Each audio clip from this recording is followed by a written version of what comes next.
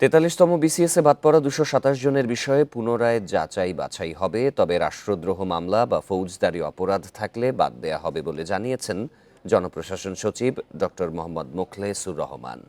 দুপুরে সচিবালয়ে এসব কথা জানান তিনি। জানা গেছে ৪৩তম বিসিএস পরীক্ষার সরকারি কর্ম কমিশনের সুপারিশ করা ২,১৬৩ জন প্রার্থীর মধ্যে ১,৮৯৬ জন প্রার্থী নিয়োগের প্রজ্ঞাপন জারি করা হয়।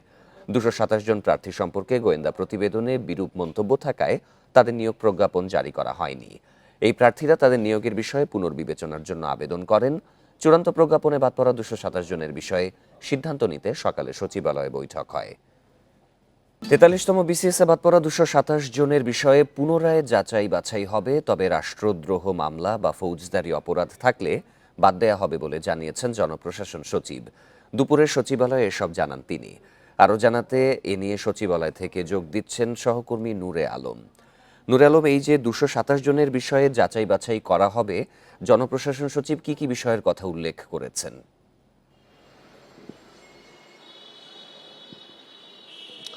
৪৩তম বিসিএস এর গেজেট প্রকাশ করা হয় ৩০ ডিসেম্বর।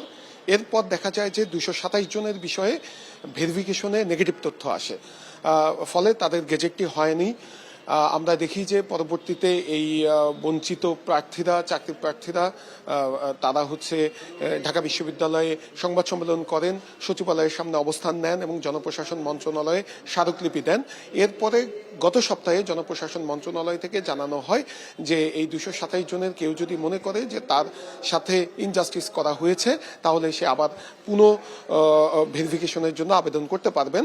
আর আজকে জনপ্রশাসন সচিব যেটি বললেন, এই ২২৭ জনের বিষয়ে আবারও ভেরিফিকেশন করা হবে।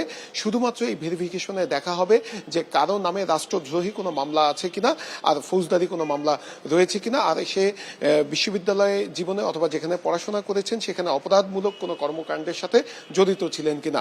যারা এই ধরনের কর্মকাণ্ডের সাথে জড়িত থাকবেন এবং যাদের নামে এই মামলাগুলো থাকবে, তাদেরকে বাদ দেওয়া হবে। বাকিদের আবার নিয়োগ দেওয়ার একটি আভাস জনপ্রশাসন সচিব আজকে দিয়েছেন। আর আমি যদি একটু বলি, বিগত ১৬ বছরে পতিত আওয়ামী লীগের শাসনামলে প্রত্যেকটি বিসিএস থেকেই এরকম গেজেট থেকে প্রার্থীদেরকে বাদ দেওয়া হতো। একদম কারো যদি বাবা, দাদা, চাচা অথবা আত্মীয় স্বজনের ভিতরে কেউ যদি কোনো ধরনের বিরোধী রাজনৈতিক দলের সাথে সম্পৃক্ত থাকতো, তাহলে তাদেরকে এভাবে বাদ দেওয়া হতো। এরপরে আমরা দেখেছি যে ওই সময়ও এই চাকরি প্রার্থীদের ব্যাপক ভোগান্তি পেতে হয়, তাদেরকে কোর্টের বারান্দায় দৌড়াতে হয়েছে, এই জনপ্রশাসন সহ স্বরাষ্ট্র মন্ত্রণালয়ে তাদেরকে দৌড়াতে হয়েছে এবং অনেক মেধাবী প্রার্থী সেখান থেকে বঞ্চিত হয়েছেন। আর এবার যারা বঞ্চিত হয়েছেন তারা যেটি বলছেন যে সেই ধারা যদি এখনো বজায় থাকে তাহলে তো বৈষম্যহীন সমাজ গড়ে তোলা সম্ভব হবে না। আর আমরা দেখছি যে এবারই এই ধরনের যখন কে বঞ্চিত হয়, এবারই প্রথম জনপ্রশাসন মন্ত্রণালয় এবং সরকারের পক্ষ থেকে এই ধরনের উদ্যোগ নেওয়া হয়েছে। আবার এইসব প্রার্থীদেরকে পুনঃ ভেরিফিকেশনের সুযোগ দেওয়া হচ্ছে এবং তাদের নিয়োগ প্রক্রিয়া দ্রুততম সময়ের মধ্যে শেষ করা হবে বলে জনপ্রশাসন মন্ত্রণালয় জানিয়েছেন। তো এই ছিল আমার কাছে এখানকার সবশেষ তথ্য। ৪৩তম বিসিএসে বাদ পড়া ২২৭ জনের বিষয়ে পুনরায় যাচাই বাছাই হবে, এ বিষয়ে জানাচ্ছিলেন সহকর্মী নূরে আলম।